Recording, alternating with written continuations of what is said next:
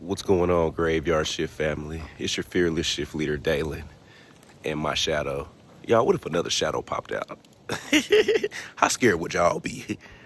Or how scared would I be? Y'all, it is 3:30 a.m., February the 15th. I am headed to the airport to meet one of our fellow shifters to do a PTO. I believe she has a family member that she would like to get in contact with. I'm not sure what the story is. I'll find out when I get there. But this is all a part of the shift, man. Getting up at 3 o'clock in the morning, kissing the baby, kissing the wife, and catching a flight from Atlanta, Georgia to Henderson, Kentucky. I'm sleepy, y'all. I'm sleepy. But nothing stops the shift. See y'all in a bit. I'm not gonna lie to y'all. I am super tired, y'all. I'm super tired. Yesterday was Valentine's Day. We took Axel to the circus. Did y'all know they took the animals out the circus? I mean, rightfully so. You know, Ringling brothers. Them brothers was putting their hands on them animals. But there's nothing. They ain't got a dog, a cat, a rat, a mouse. They could have had Tito and Taco in the circus, and it would have been better than what it was, y'all. The circus is whack. Axel looked at us about 15 minutes in and said, "I'm done." She didn't even say, "I'm ready to go." She said, "I'm done." And I was like, "Baby girl, I ain't even mad at you. I'm done too." So, yeah. The circus was a bust. But your fearless shift leader is tired. And don't worry, I get some of the best sleep ever on the airplane. Like, literally, I treat the airplane like it's a bus. Like it's the city bus. I get some really good sleep on it, so I'll see y'all at the airport, 3:30 a.m. Don't worry about that. That's my tire pressure light. The sensor's just off. My tire pressure's fine, y'all. Don't worry about your shift leader. See y'all at the airport. We made it to the airport in ATL. When have you ever seen the airport this empty? Y'all seen that movie when that man lived in the airport for like 10 years? Let me see if I can do that. Find me a little comfy spot. Duck off. But nah, that's good. I love when the airport's this quiet. You get to get in and get out fast. Let's go.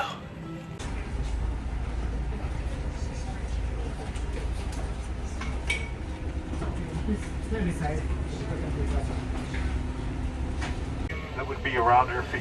That would We made it on, y'all. hinder you or hamper you from getting off the aircraft if need be in the event of an emergency. See you in Once again, Kentucky. everything has to be Well, completely Charlotte. I have a in layover front of in or Kentucky.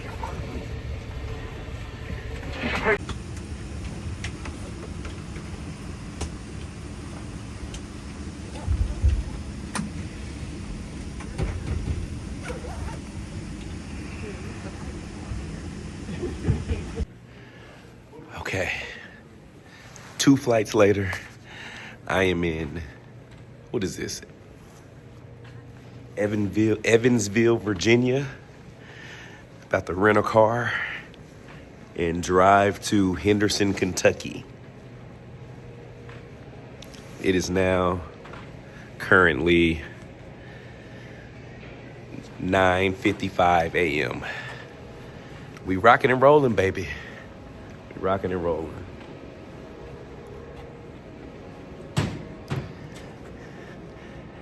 That was the airplane that I was on. And again, this airport is even smaller and even more empty than the other ones I've been in today.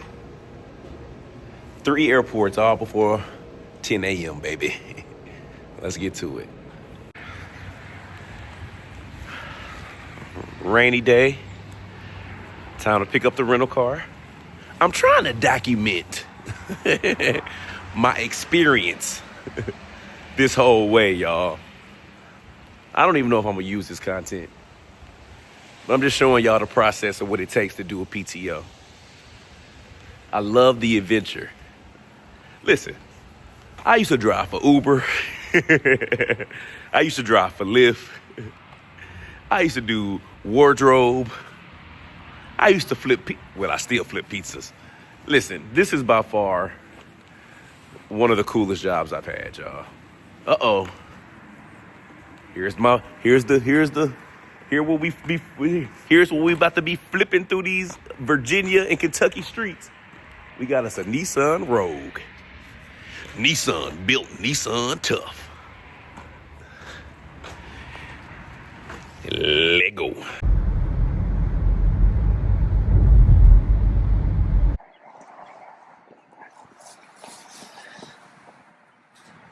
What's going on, Graveyard Shift family? It is your fearless shift leader, Dalen Spratt, clocked in for another amazing PTO.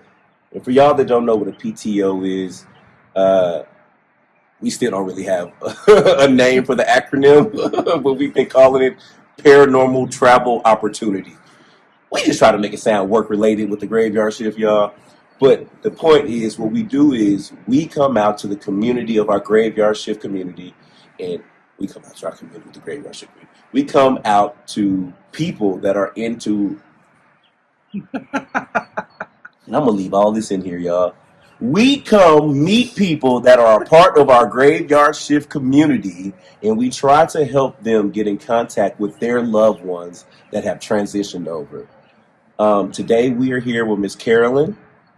We are in, Henderson, Kentucky? Henderson, Kentucky. Y'all have seen the videos earlier today of me traveling since 3 o'clock this morning, and it is now 12:15. That's horrible. You was coming to see me, and I ain't seen none of those. No, well, yeah, it's gonna be in the video. I want to show more of like the experience of getting here. Just to, yeah, it's cool. I enjoy it. So, Carolyn, please tell me a little bit about yourself, who you are, where you're from, who we're speaking to, all of that good stuff. So I'm Carolyn. I'm actually one of the team members on the Graveyard Shift, so I do a lot of the behind-the-scenes stuff. I am a mom to 4 and a grandmother to almost 2. Live in Henderson, Kentucky. I'm originally from Madisonville, so just down south a little bit.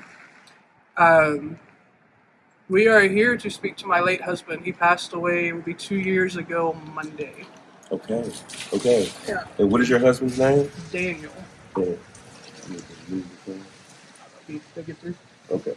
So I spent a lot of time out here. Okay.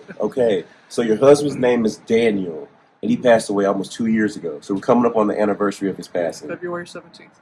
Oh, wow. So we're right there. 2 days. Today is the day 2 years ago I actually brought him home on hospice.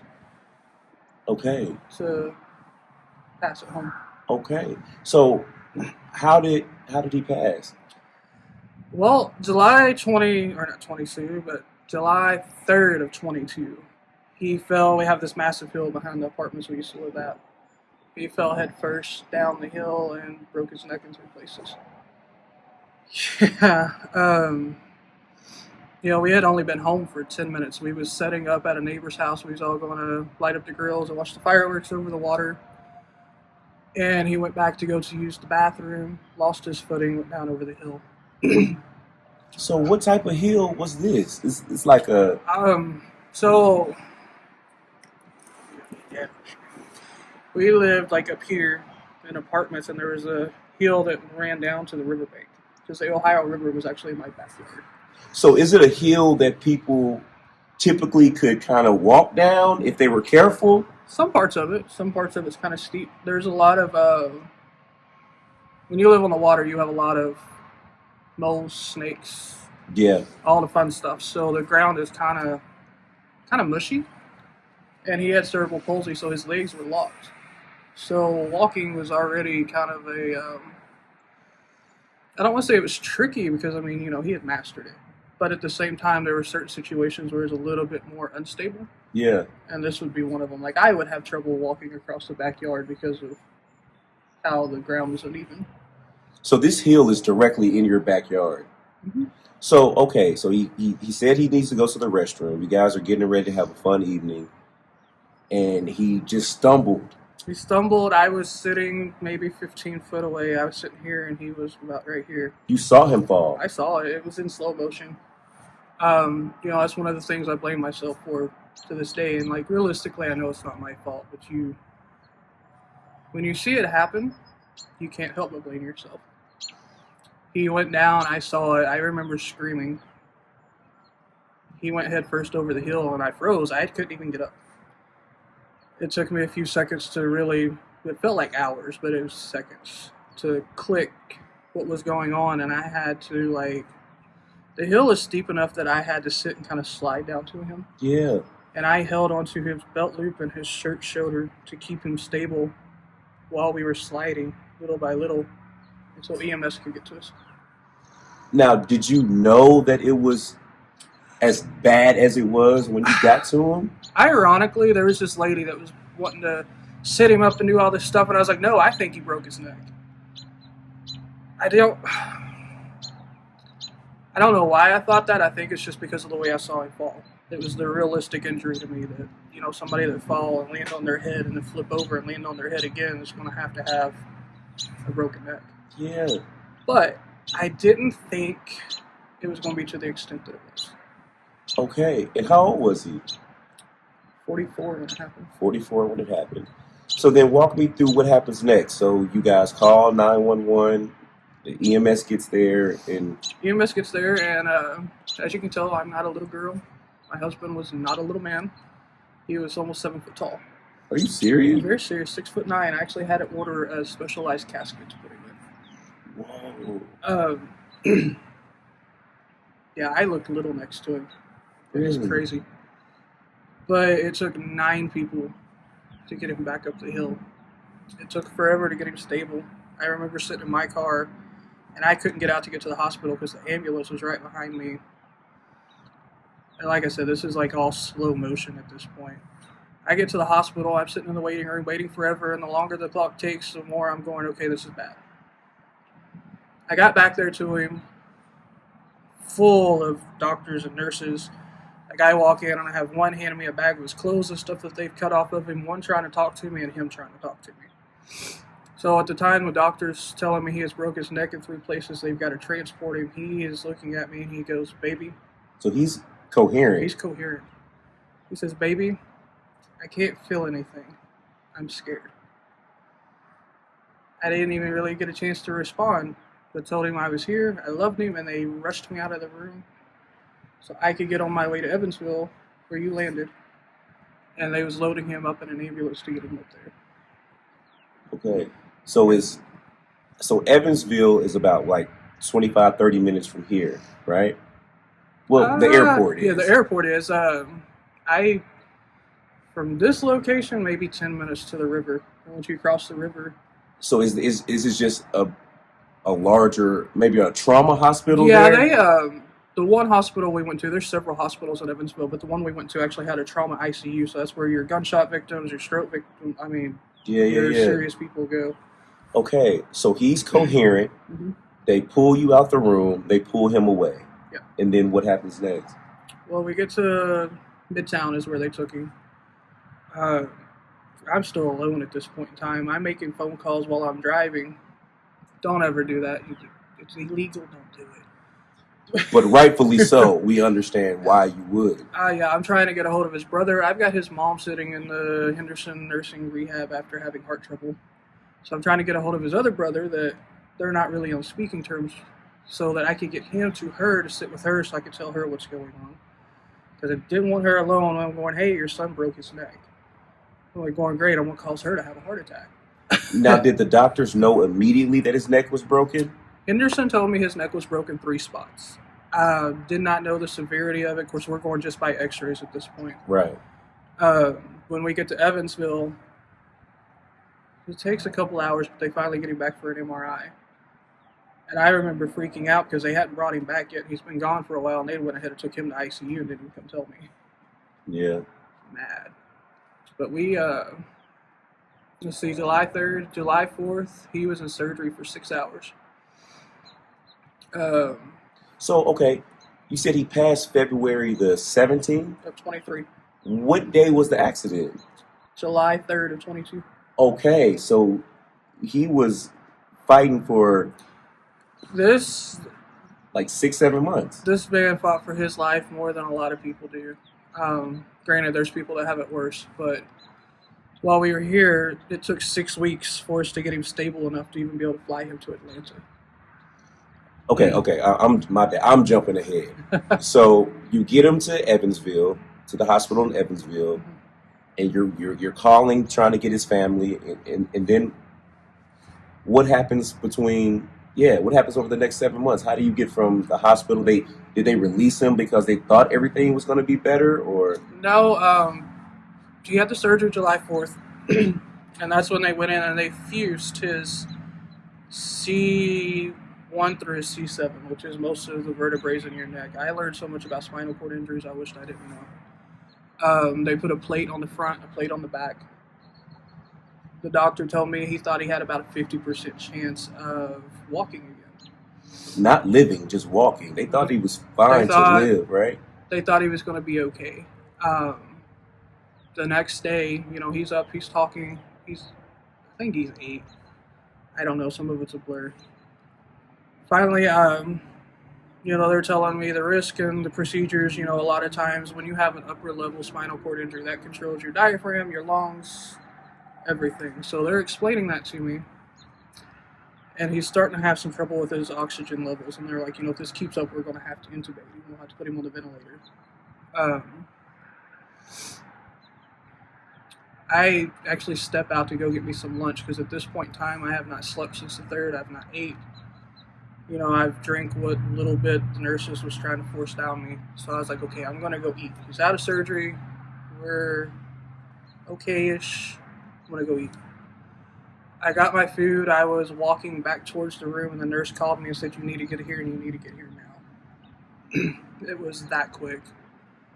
I got up to the room. I had enough time for me to tell him I loved him to tell me he loved me, and they kicked me out.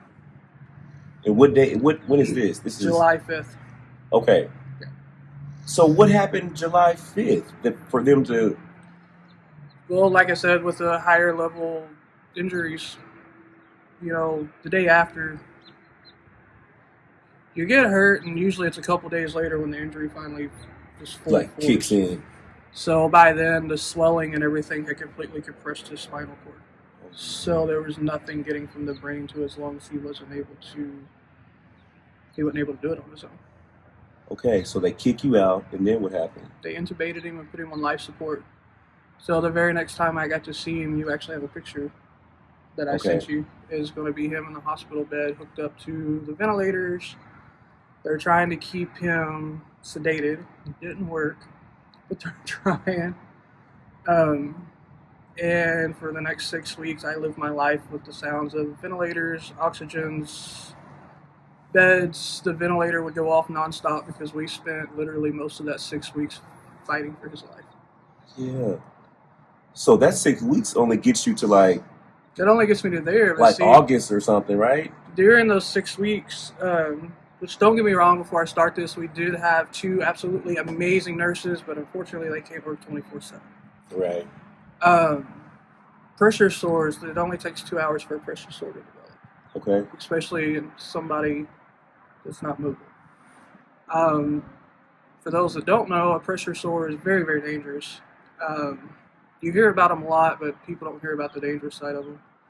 So by July 15th, he had a pressure sore that had developed. Okay. So with somebody of his, he's supposed to be turned every 2 hours.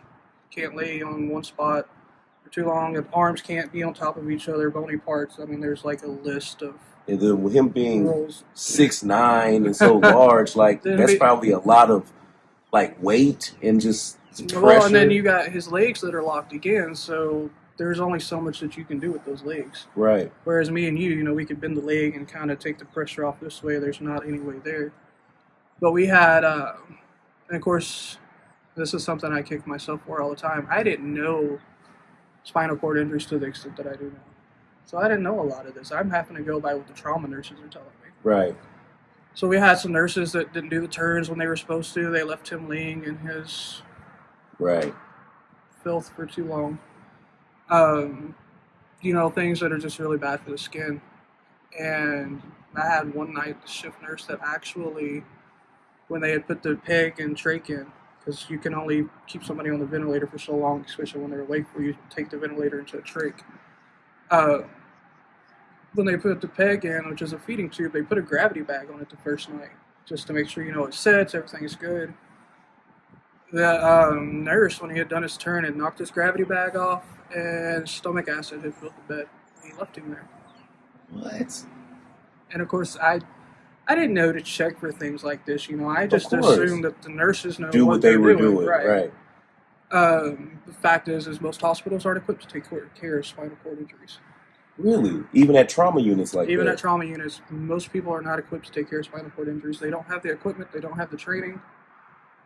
A lot of the nurses was in there Googling to try to find out what to do. I'm trying to find out what to do. Of course, as soon as I find out that we're to this point, I am researching the crap out of things. I joined a support group on Facebook for wives and girlfriends of spinal cord injuries. They teach me as much as they can. Of course, I'm just freaking out. At first, I was trying to get him into Louisville because Kentucky is not a spinal cord injury friendly state at all. So I was trying to get him into Louisville because by my research, that's where the closest thing we had. Well, his injury was so bad that he couldn't go there. So, we fought and fought to get him stable. My birthday, August 10th, he actually had to be rushed into emergency surgery. That was one of the last days I had with him, was him being rushed into emergency surgery because the stomach tube had shifted into places it shouldn't be. And I had to go in and replace that. And then August 12th, we got him on one of those little medical ambulances like what crashed in Philadelphia. I call it a crackerjack plane because he barely fit in it. And they took him to Atlanta, Georgia, to the Shepherd Center. Let's see where that is in It's Atlanta. called Peachtree. Oh, okay. Got you. That's okay. why I say, our home cemetery, the skyline that you're always looking at. Yeah. Whenever I was in Atlanta, that's what I was sitting and look at outside his windows. So how long was he in Atlanta for? From August 12th till December 15th. Okay. So was he coherent and... He was his normal jackbutt self.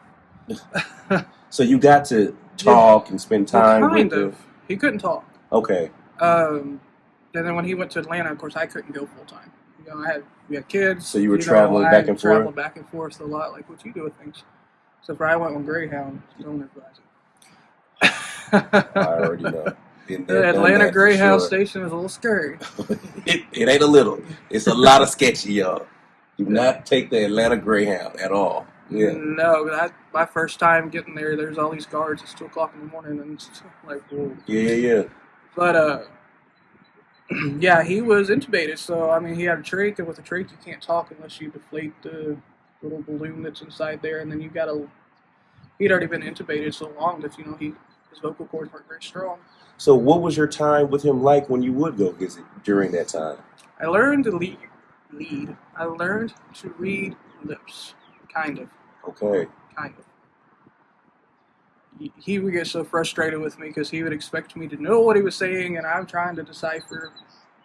We actually would do video calls, we're sitting here, and I would try to read his lips through the video call. So we would talk almost every day unless, he was just tired.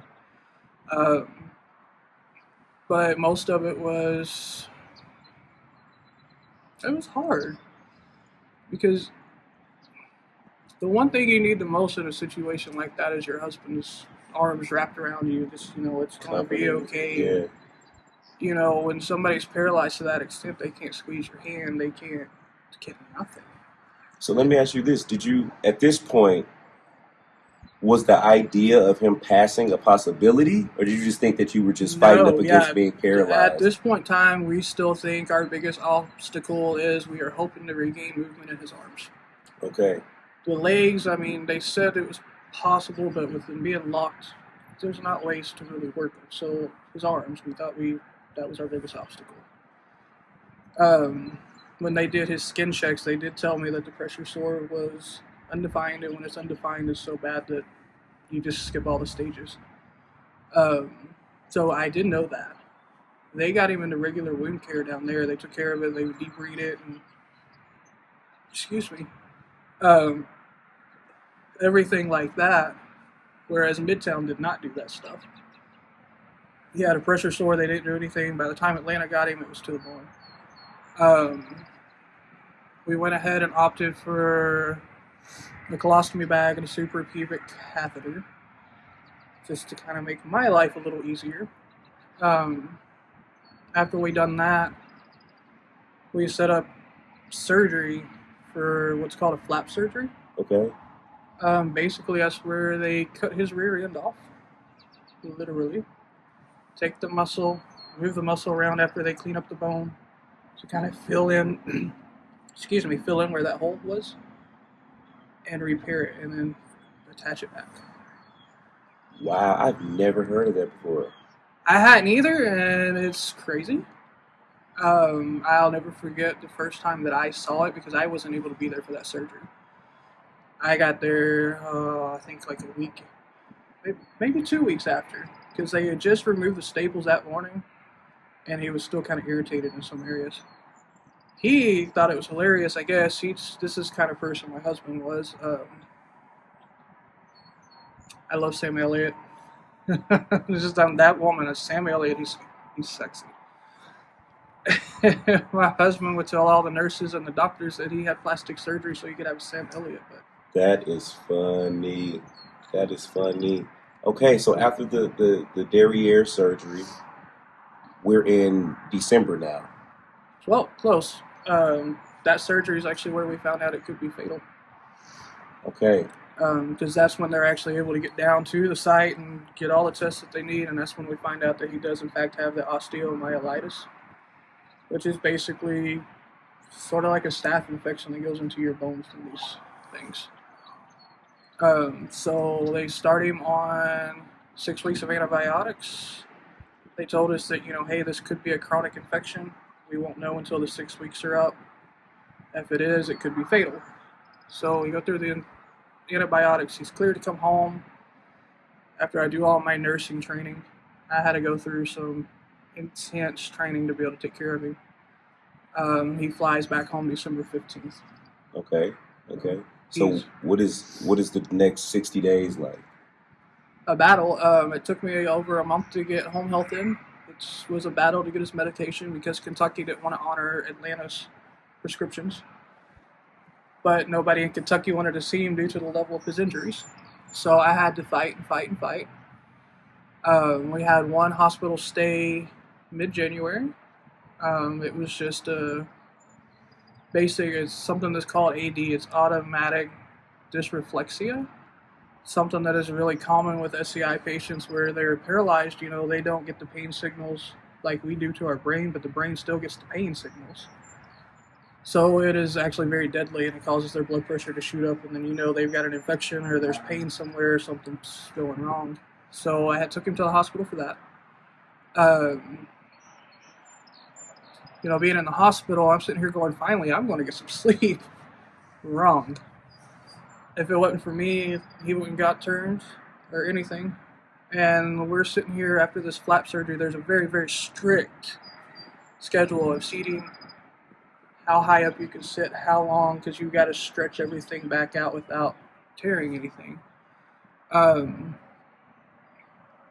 So we fought that. We come home, and I notice he's got some leakage from the sacral area. So in my mind, I'm going, great, we don't have a doctor, home health won't be here until next week. What do I do? So I go into wound care. I take care of it the way I've been trained to do.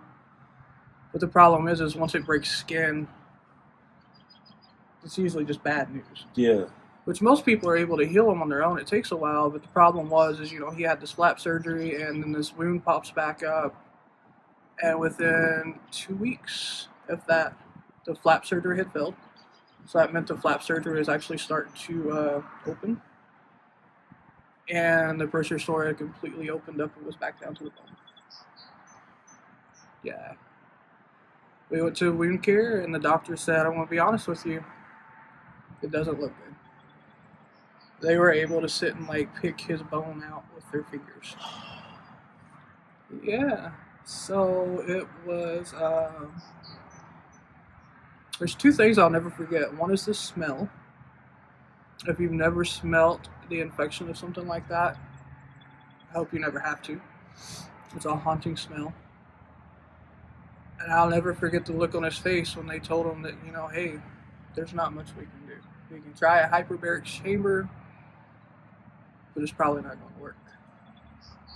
So at that point, We knew it was terminal. how did he take it when he found out that this might be something that could?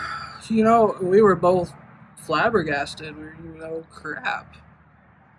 Just a week earlier, we were talking about having grandbabies. Yeah. And, sitting on the front porch and growing old and wheelchair races and stupid stuff.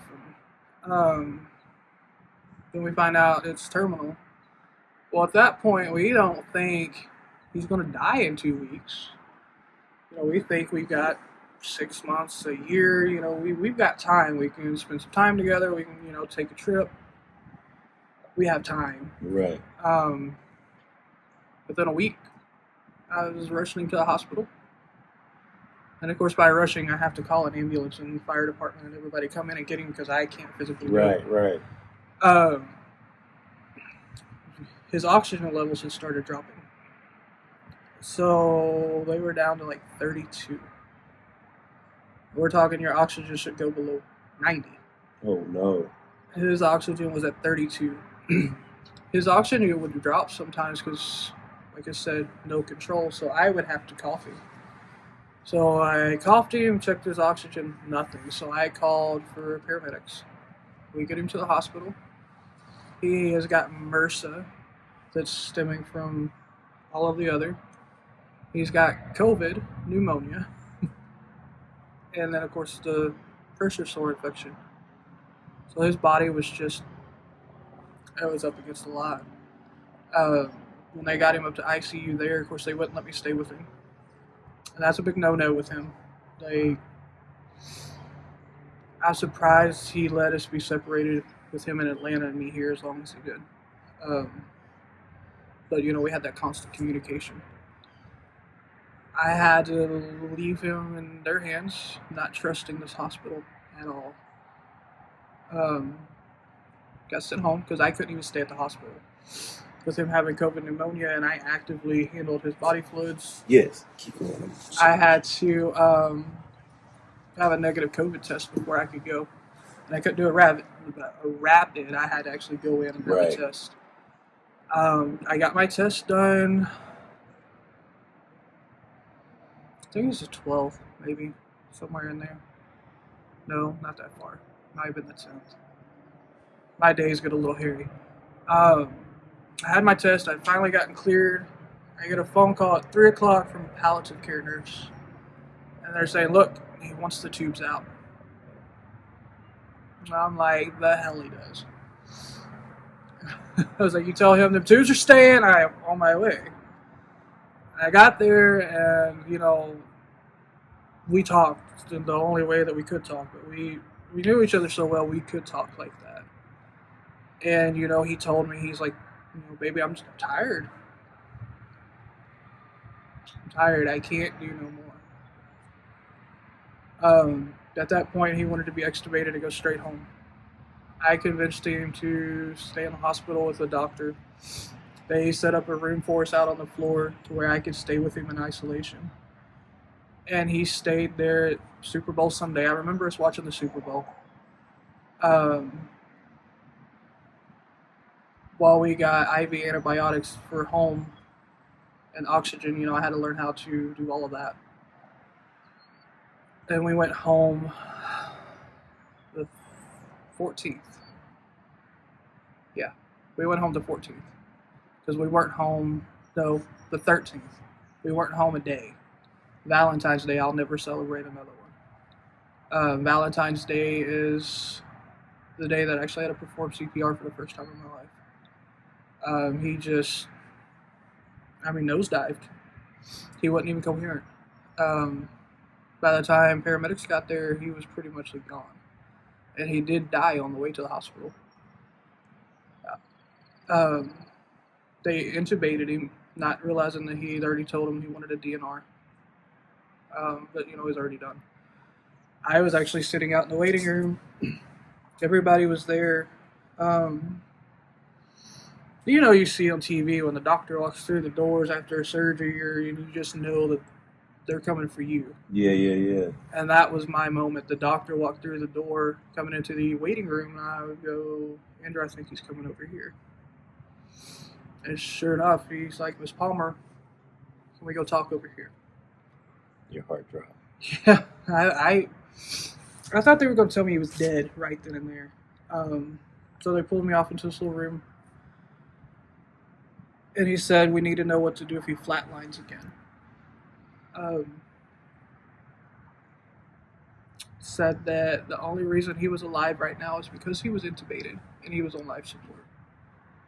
That was the only thing keeping him alive. So they needed to know what to do. So I made the decision to, if it happened again, we was just done. No, he didn't want to live like that. I didn't want him to live like that. He'd already lived most of the better part of the last year, like that. And we got him up to ICU. I'm sitting in the ICU waiting room because, I can't go back. It's after visiting hours. Which I think is cruel when you're at an end of life kind of thing. But sitting in the waiting room, the nurse comes out to talk to me, and she starts in and she tells me that they have put him on medicine that causes red man syndrome. And it causes him to have red man syndrome, which is basically an allergic reaction to this medicine. It's all in his files. We found out on accident at Shepherd Center. I know it's on his files, and I'm going, why would you do that? He's allergic. So she takes off, runs back there to get him off of that, comes out, and she's like, okay, we got to talk.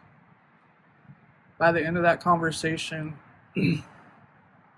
I was going home to sit for a few hours because at 6 a.m., the plan was we was extubating and I was going to sit there and watch him die. I get there at 6 o'clock in the morning and he has other plans. I laugh about it now because he was it was on his time kind of person. He didn't care what anybody said. If he wasn't ready to do it, it ain't happening. And I get there and he's alert. I don't want to say he's fine because, he's still on life support, whatnot. And I sit there by his bedside while he's alert. We get the kids up to the hospital so the kids can see him. I sit there and I make funeral plans with him because we know he's dying and we don't have long. Hospice comes in, we sign all the paperwork. I have a hospice nurse sitting at my house waiting. The paramedics get there. We have respiratory ready, and what we do is he's in such a dire situation we didn't know if he would make it home.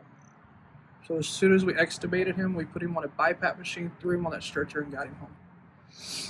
From home to home oxygen, and of course then hospice measures, just keep him comfortable.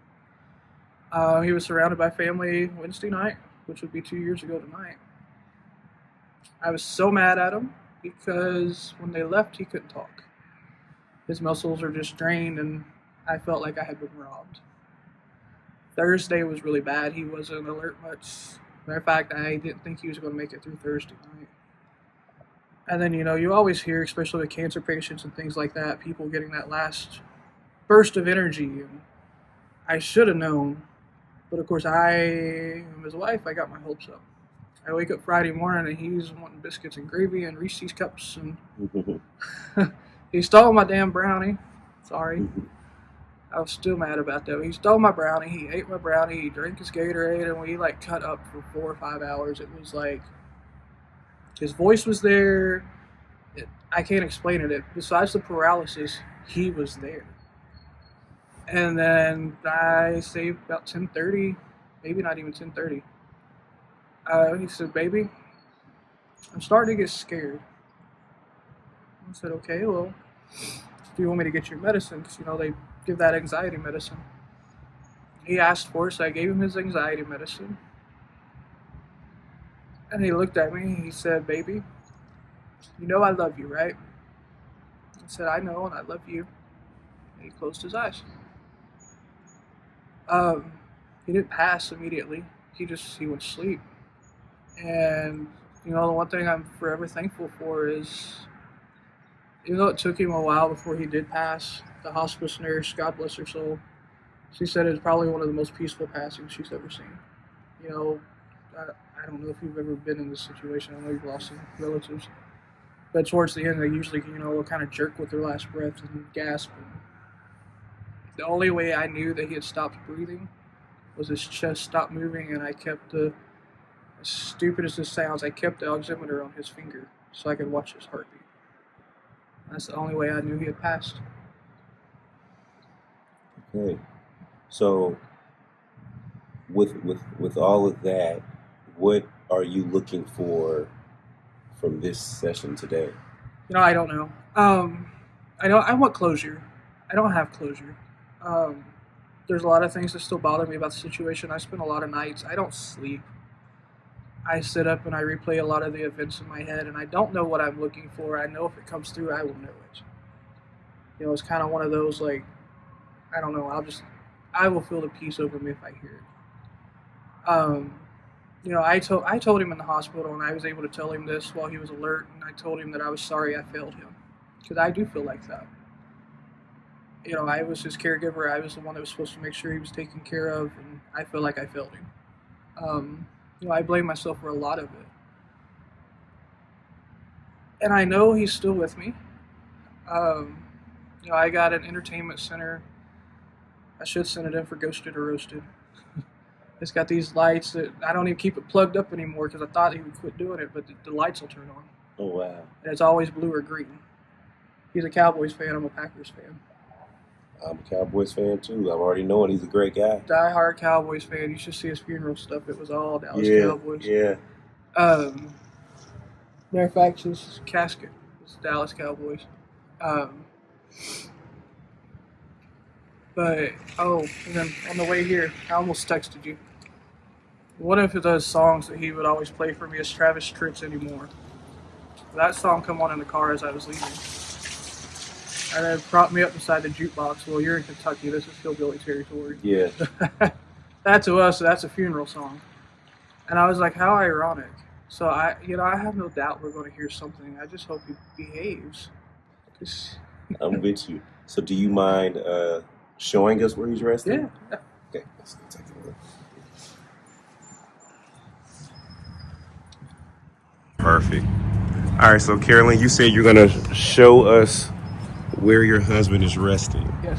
And keep in mind, he does not have a tombstone yet. Okay. We've ran into some issues there, and then I just got too hard trying to design it over and over and over again. I understand. You might want to walk this way.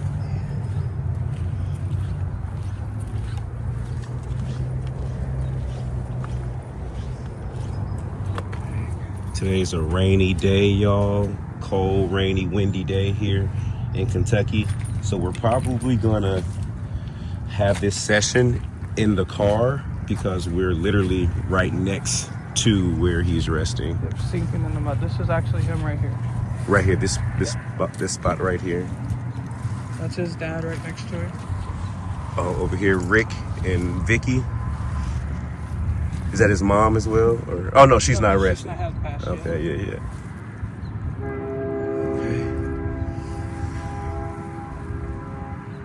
So can you maybe just let him know what we're about to do? Kind of give him a heads up. So, hey baby, you know, I've been struggling a lot lately.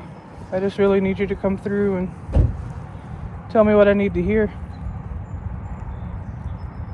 I need you now more than ever. This is Dalen. You know Dalen. You hated Dalen. why he hate me? What'd I do? You don't like paranormal stuff. So he knew about like the show and all that stuff, like Ghost Brother. Well, I was gonna say not the graveyard shift because Right. Ghost Brother. Oh yeah. Yeah. Me and my daughter would binge watch Ghost Brothers. Actually, my sister-in-law, his brother's wife, is the one that told me about you all. Yeah. So he hated you. Wow. So y'all, this is the first session that I've come to where I know someone disliked me. So please don't, just know that I'm here to just help. No, you would love knowing what you've done for me. Yeah, Like the team. yeah. Dalen has such a wonderful team and presence with the family. You all know it. It keeps a lot of us sane and together. Yeah. So just because the ground is just very, very muddy, Yeah, like see, you said, they're you're underwater though. Yeah. These headstones are underwater right now. So we're gonna sit in the car. I don't know if y'all can see, literally, the water that's covering the majority of this resting community right now. So we're gonna just sit, literally, he's resting here, we're gonna sit right here, and we're gonna have our session. And we would love to hear from you. This is where I will be buried. Oh, so you already have the space? Yeah, I said the craziest thing about sitting here for his burial was, he's set up here. Imogene says hi, everybody. Hey, pretty girl. And I remember sitting there while they're doing the prayer going, I'm sitting on my grave. Literally. Wow. I am sitting here on my grave. Wow. Okay, so we can set up and then we can get it going. All right, Carolyn, we're here. Daniel's resting space is literally right outside this door. Yes. We're only in the car because, like I said, it's raining, it's cold, it's windy, and it's flooded in that area.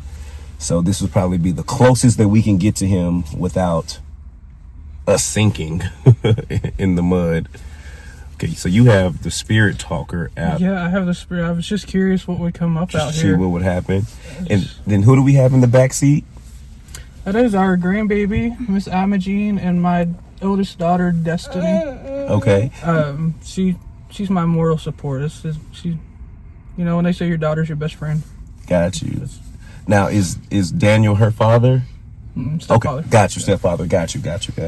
Okay, cool. So Daniel, brother, again, I'm Dalen. Yeah, I know what you think of me. Sorry. and that's cool, man. That is cool. No hard feelings, brother. But I'm here with your beautiful family. And yeah, man, we would just love to hear from you. The word love just came. You can show me. I'm sorry. From the Spirit Talker app. The word love just came through. There we go. Yeah, love. That's our motto. That's our mantra. Love, love, love. So Carolyn, I have to preface every session with one, we don't know who we're contacting on the other side.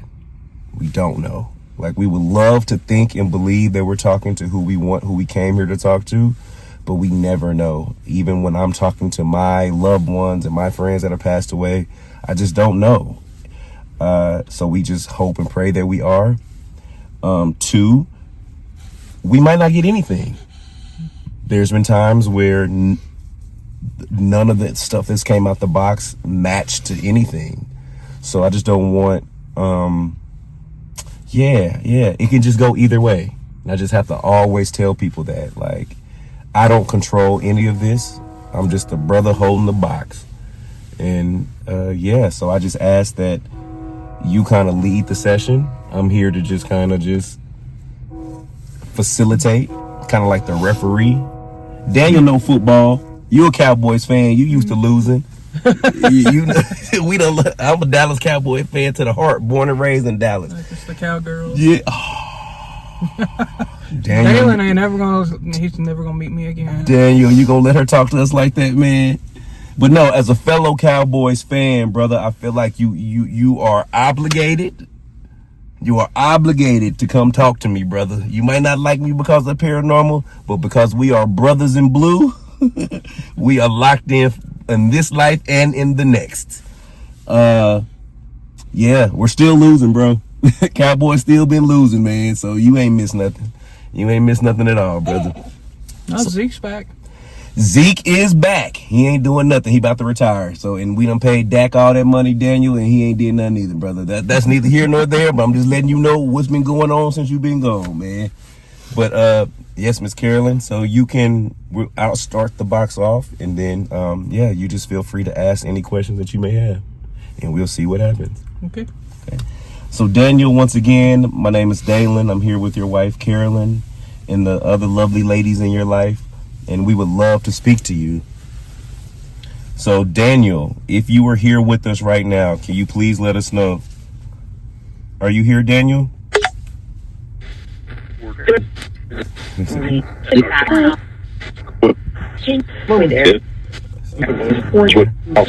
I swear I heard his voice right as soon as you kicked it on. You would know more than I would. So we would like to know the name of the person we're talking to. So Daniel, if you could just tell us your name, that would just confirm, or at least give us more of a confirmation that you are here. So can you please tell us your name?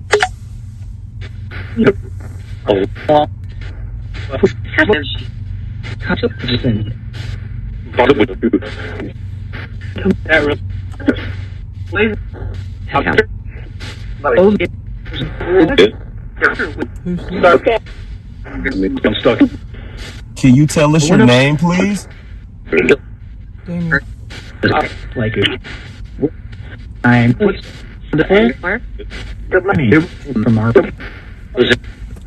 name is Walter. Like literally it says, my name is Walter. Oh, wow.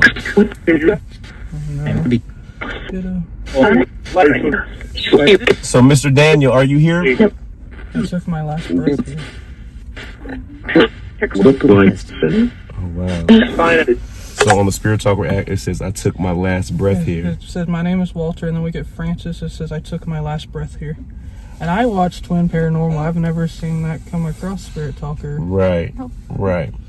So, okay. They killed her. You can ask whatever question you would like, and then I will cut the spirit box on, and we'll just see what responses we get. I just really need to know that you are okay. I need to know that you're watching over, that you see this little bundle of joy back here. We always talked about grandkids, and it kills me that you're not here to be a part of it. So if you could just give me a sign that you're still watching over, that you're still here with us.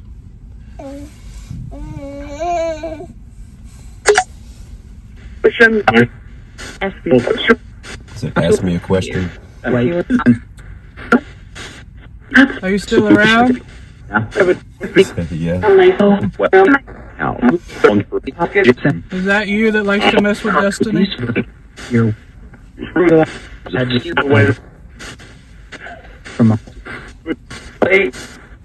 a lot of paranormal activity that surrounds destiny a lot.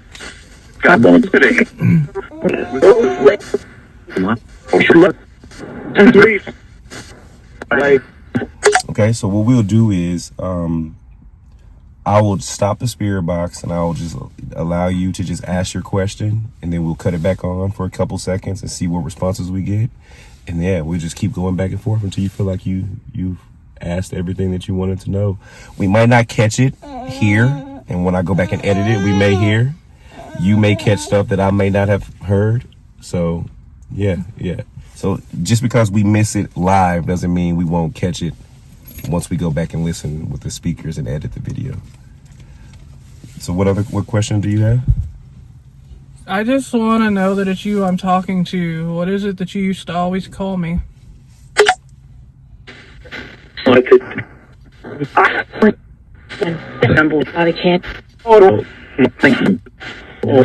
can't think. You said that twice.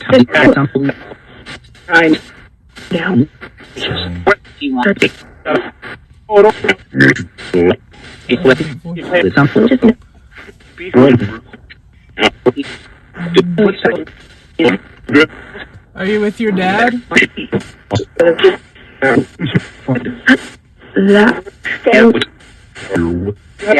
Here with, yeah. What about Robin? Were you with Robin? I heard that. He loved his dad. I asked that because his dad passed several years ago. It's something that he always struggled with, and we would actually sit out here at the cemetery sometimes midnight, 2-3 o'clock in the morning.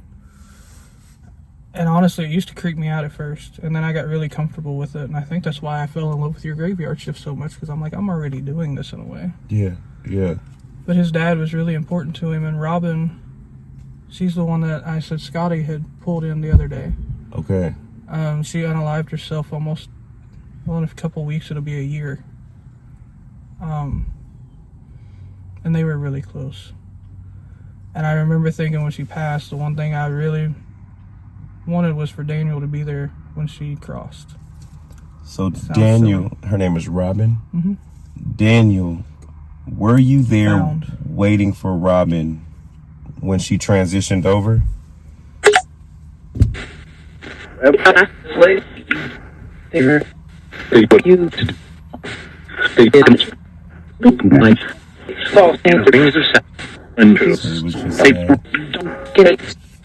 Were you there to greet her on the other side? And all those.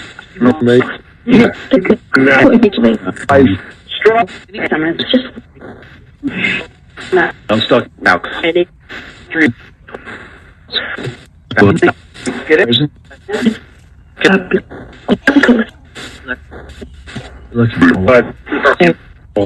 It is Saturn. Mike. Like, Okay.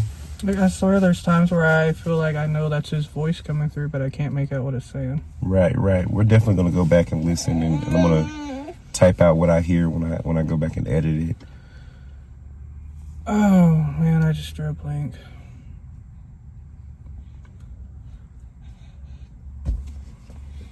Baby, are you...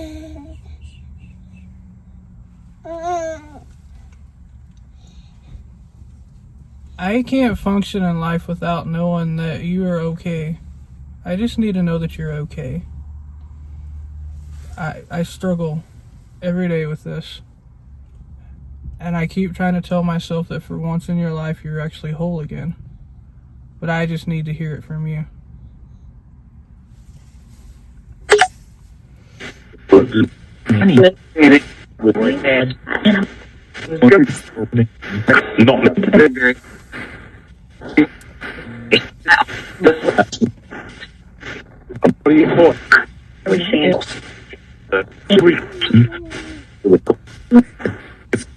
Daniel, are you at peace, brother?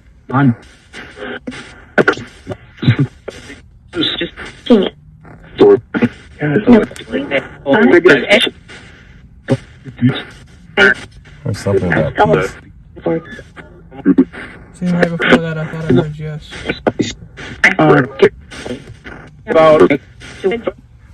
Daniel, Carolyn is here, and she just wants to know that you're okay. She needs that comfort from you, Daniel. Can you please let us know if you are indeed okay where you are? So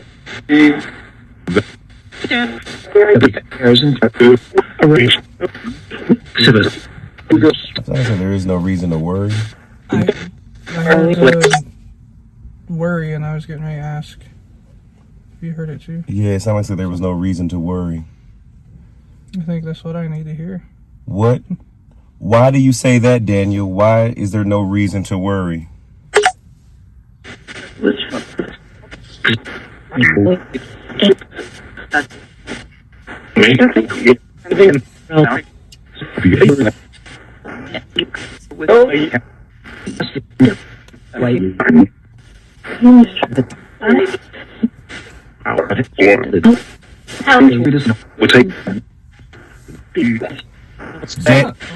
I could have sworn I heard that. It might sound really weird, but I swear that's what I heard. Daniel, are you watching over your family? I said I have to. I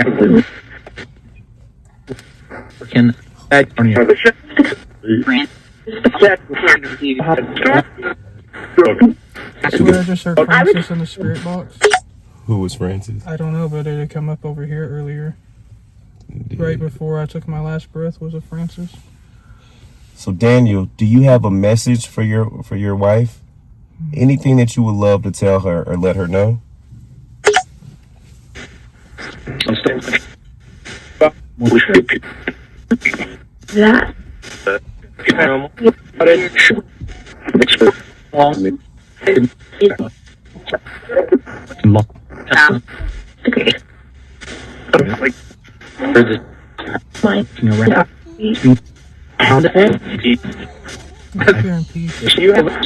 I've heard that couple times.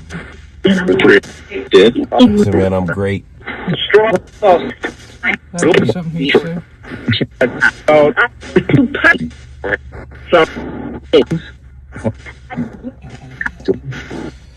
Be very, very careful. Daniel, Carolyn said that she felt responsible for what happened to you. How do you feel about that? Actually, no. You would. Don't. He said don't. Yeah, Don't. You know.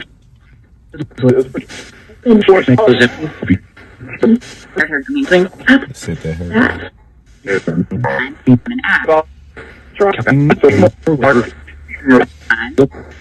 Hard at times. It's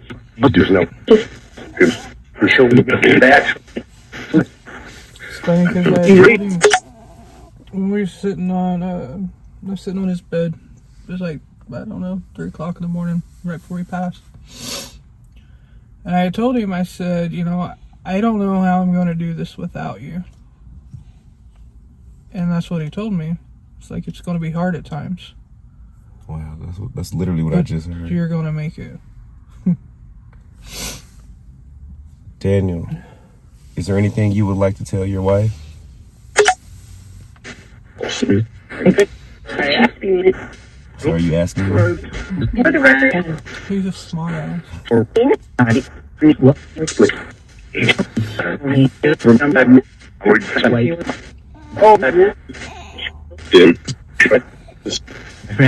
Daniel, how do you feel about your grandbaby?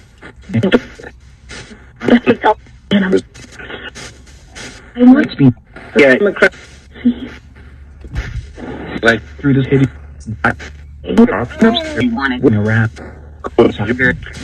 Do you watch over your grandbaby? Got carriage. I have to.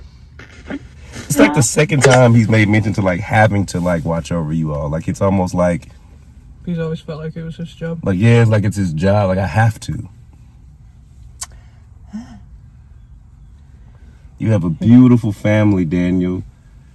Daniel, let me ask you this. How you feel about them Cowboys?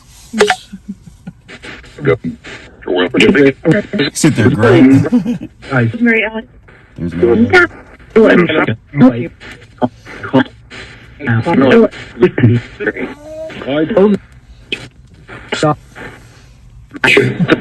So Daniel, your wife spoke about your last moments together and how you ate up all the food and her brownies and how coherent you were during your last moments. Do you remember that night or day?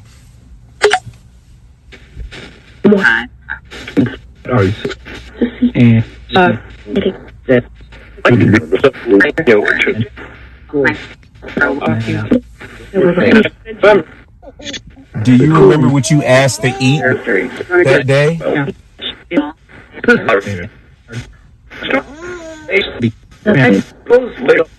thought I heard you.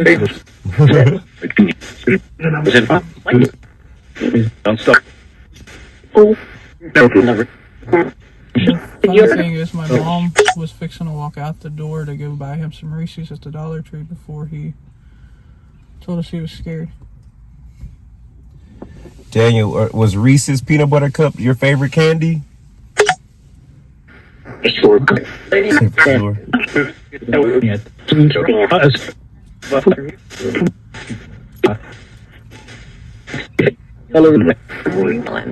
I miss you.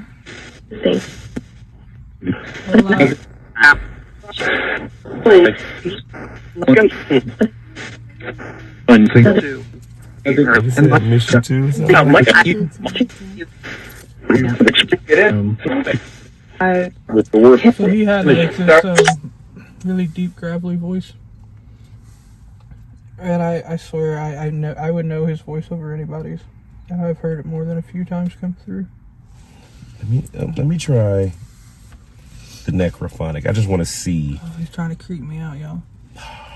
If you don't want to hear No, go it, for it. okay. I understand it can be. Daniel, can you let me know maybe if you can communicate through this box?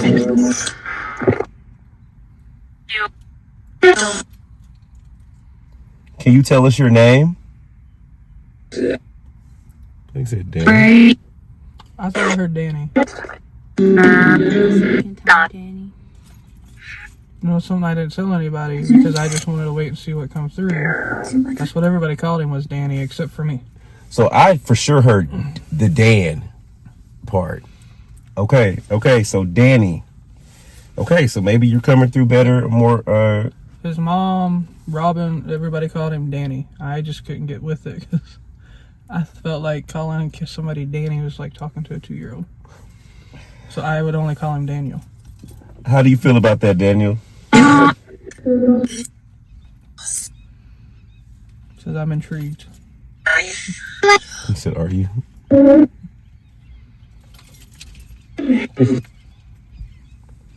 So using this box, do you have anything you would like to tell your wife? What?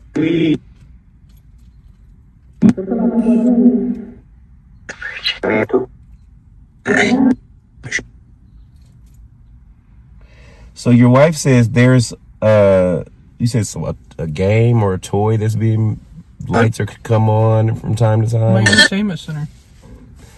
Excuse me. So are you the person that's messing with the entertainment system, like letting your presence be known? Yeah. Yep. Why are you messing with the entertainment system? I'm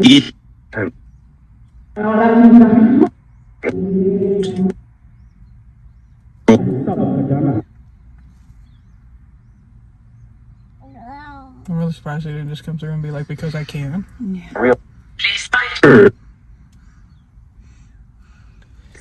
Trees.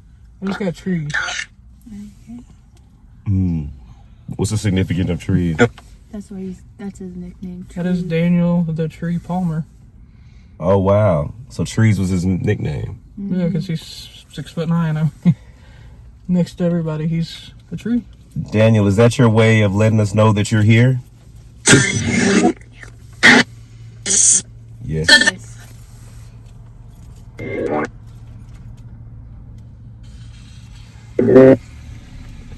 Daniel, is there anything you would like for your wife to know while she's here?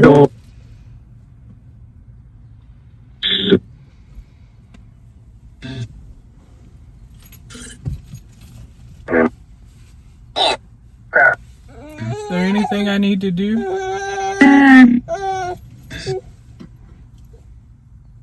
Like you said, yes. Free.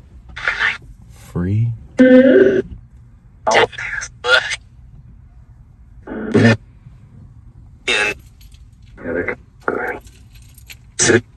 Daniel, what is it that you would like for your wife to do?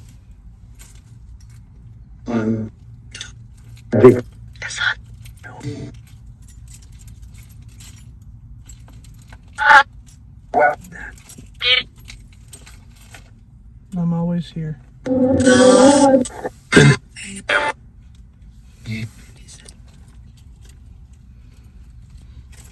the longest time after he passed, I lived life by a checklist.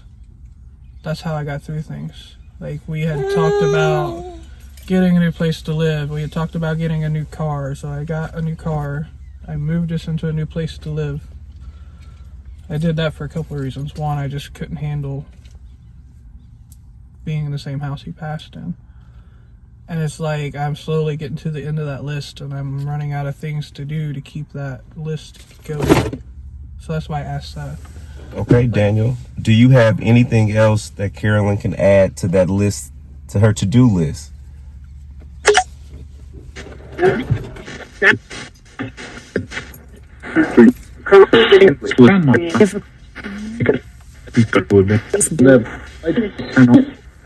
I can say keep living. Children. Children. Something about the children.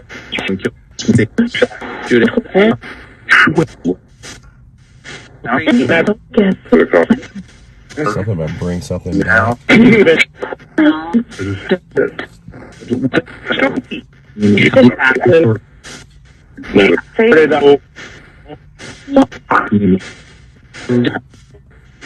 are you talking about the giant pinwheel I have for you?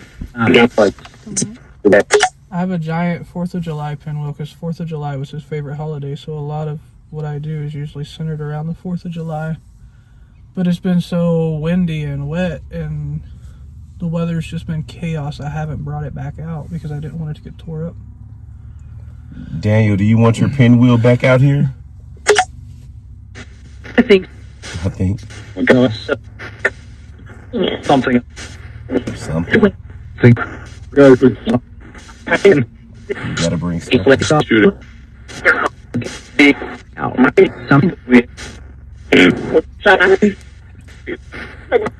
Okay, so the Destiny you're listening to, I could have sworn I heard him say you need to bring Sasha. I heard that too. So I thought I heard you need to bring something. So you heard Sasha. Sasha. Who is Sasha? The dog. Our dog. Oh wow. We have I have a Lab Rottweiler mix, and he was a daddy's boy. So he was very close to Sasha. Yeah. You know, it was to the point to where I would have brought him to the funeral home if I thought I could have controlled him in the environment. I just didn't think I was stable enough. But when he died, you know, I made sure Sasha was able to see that he died and, you know, he wasn't being abandoned. Have you ever brought him out here or Sasha out here? Mm-hmm. Okay. Not in a while though. Probably not since we moved, because when we lived in our old place, it's just like 3 minutes that way. Okay. And I hadn't, honestly, I haven't been out here as much as I should lately myself. Just been a lot of emotions, especially with the grandbaby, and she's, you know, due in March with her second. You know, it's really happy moments, but at the same time, it kind of triggers a lot of sadness. A lot of sadness, yeah, because it's hard to, you know, he says, keep saying, keep living. Yeah. And it's something I've had to literally force myself to do, keep living, because I've just wanted to curl up and give up. And there's some days where I literally don't get out of the bed. Like, it gets bad some days. Daniel, how do you feel about that? Since I could have been there.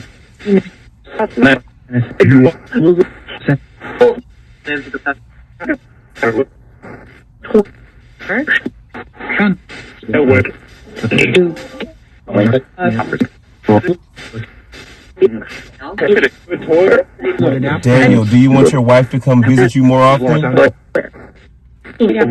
Yeah. I will, I promise. What are you looking? It's one of the reasons I usually keep a chair in the car.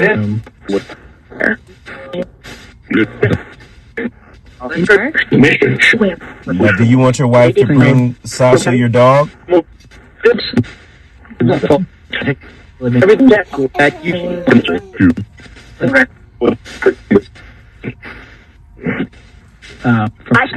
This is crazy. I guess I do a lot with the spiritual world. You know, I've been doing paranormal investigations for a while. Like I said, I'm obsessed with Waverly Hills. Like, that place is like my holy grail, I guess. You know, and to sit here doing something like this, I never could have done this on my own. Yeah. Because that's, I don't know, I could go talk to, like, your relative. Yeah. It's always different when it's somebody that you're connected to. But sitting here and listening, I came here today honestly going, I'm not going to understand nothing this box is saying. And to hear his voice and to hear him ask for Sasha, of all things, I didn't talk about our dog the entire time. No, you haven't. for all you knew, I don't even have a dog. Yeah, yeah. And for him to ask for Sasha, that's it's mind blowing. Like, it puts into, I know we can't say 100% it is him, but there's no doubt in my mind some of the things that's come through that it is him. Yeah, yeah. And then you have family here to, you know, validate, because you guys were hearing things together that I didn't hear. You know what I mean? So it's like, I like having multiple people around to kind of verify what's coming out the boxes. Again, I don't like knowing anything about any of the people that were coming to visit before I get here. Well, and I didn't say anything about Sasha because I didn't see that he was relevant for today. Yeah. I mean, the team knows about him. We're always talking about our animals, but I didn't see any relevance in what we're doing here today. We never know what will come out of the spirit box, and if you can even get one thing that is relevant to you, then I feel like it was a success. Well, he's still in love with the Cowboys and his dog, so. So you know that's Daniel. Is there anything else you would like to say or ask him?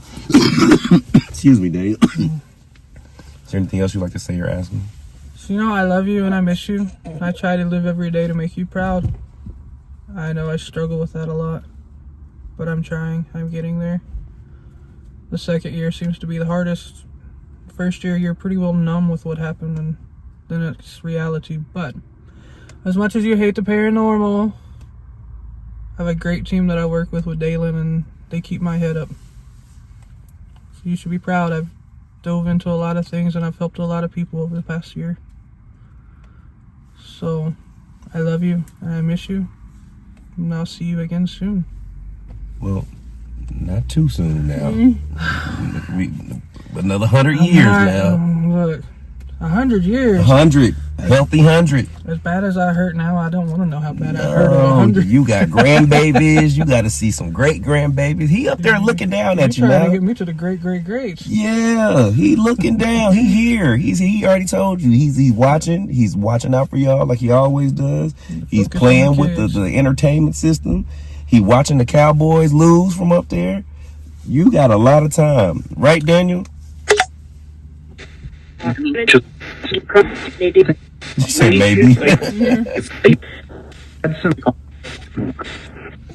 One of his favorite sayings used to always be, and I'll leave it on this and see what he says, is, don't go away mad, just go away.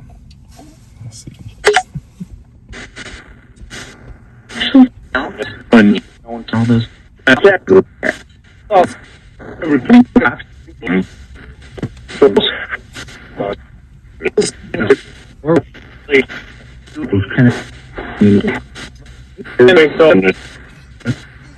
Daniel, before we leave, man, is there anything else you would like to say to your family while we're here? Good.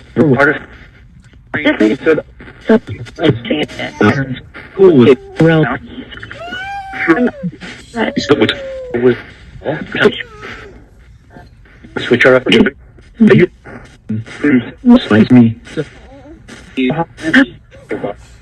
sounded like it said nice to meet you. Something like that, right? I like the lights.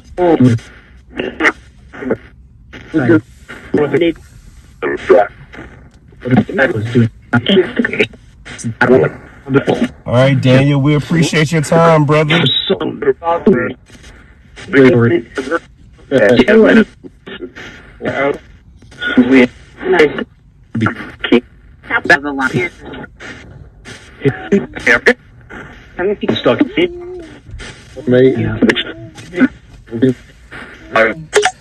right, so I will go back and I guarantee we missed a lot. A lot. And I think we heard a lot, so I'm anxious to see What we might have missed. Because I'm telling you, once I did a session like 2 days ago. It's actually airing tonight in the woods. I was out in the woods, found like this old abandoned cemetery. But I just brought you out to the holler, so Yeah. But I didn't hear a lot of stuff during the session. And when I went back and put the headphones on, oh my gosh, like a lot of the questions were getting answered, like, and it's just Well, like, and I'm really amazed, and you all know my stance, the ones that are around a lot on the necrophonic. It's not near as creepy in person. it's not, it's really just the reverb and the I think echo. it's just, the way it sounds on camera, Yeah. it's really kind of, it's not near as creepy in person. I'm sorry. No, you're fine. Hey, pretty girl. She says she's going to be famous by association. Yay. I love kids. I definitely appreciate you, Dalen. No, especially this weather. I was really worried about you flying in with this weather. I'm like, if he wants to cancel, it's okay. No, the only way I ever cancel is because I fly, it's just if I'm the connecting flight. A lot of the flights, because I only fly American when I come do these sessions, and Atlanta doesn't have American hub. It's a Delta hub. So a lot of the flights leaving out are, I have to connect someplace. So like today I had to connect in Charlotte, and it's always hit or miss. If that first flight is delayed, if I miss that second flight. So I was just hoping that everything lined up. So like now I'm leaving out in like an hour or two, and I have to connect, and I have to leave here, fly to Dallas to get to Atlanta. But they Well, pushed. watch what you're saying. He's going to go ride with you. hey, Daniel, I'm headed to Dallas, brother. So if you want to come, drop you off out there, catch a cat. Well, the season's over, brother. I don't know if you know who won the Super Bowl. The Eagles won, man. I'm sure you up there was watching. But yeah. But my flight here is delayed, so I'm missing my connecting flight in Dallas.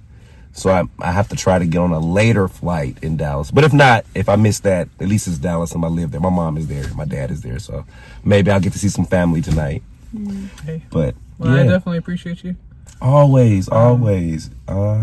Yeah. So on the way out, how do you feel about this experience? Was it everything that do you feel like you got something out of it? I feel like I heard enough to know that everything's okay. I don't know if I got the closure to the extent, we'll see when we go back. But I know I heard enough to know that he was there and he's watching over, and more of a peace about the situation. I don't know if you I was just so happened to be looking at the camera, and as Stacy calls it, an orbit just Really? flew right through here. I don't know. I'm going to be watching for that. Yeah, look forward towards the end of the video. I was looking at you and I missed it. Yeah, I'm gonna see if I can show it to you once we cut the camera off. That's all. I've been looking at the camera kind of Yeah. side. I've not seen anything like that. Yeah, and it's not any lint or anything flying around in here, but I'm gonna show it to you in a No, couple you got a seconds. squeaky clean car. Well, Enterprise has a squeaky clean car. Because my car, Big Red, is falling apart. But no, thank you, Carolyn, for your time. No, thank you, Dalen. Like, I really appreciate it. Hey, it's cool just finally get to meet you. Yeah, for sure. But I kind of needed more of a peace. Like I said, I've really been struggling, and as stupid as it sounds, I told you if I heard something, I would know what it was. I didn't know what I was looking for. And as stupid as it's going to sound, me hearing that I need to bring the dog, Yeah, of all things out here, is just kind of like something that's probably going to stand out. Because to this day, there's times where I'll tell the dog when he gets barking at the neighbors, because he's a guard dog. Anniversary. he's coming up on the anniversary. Yeah, it just come Of through. his passing. I'll tell the dog, if your daddy was here, you wouldn't be acting like this. And he'll run and he'll go lay down and just stare off into a corner. I'm like, see, he told you, didn't he? Yeah. So I know it's not like a big astonishing message like some people would think, but something as simple as I need to bring the dog that nobody knew about. Yeah.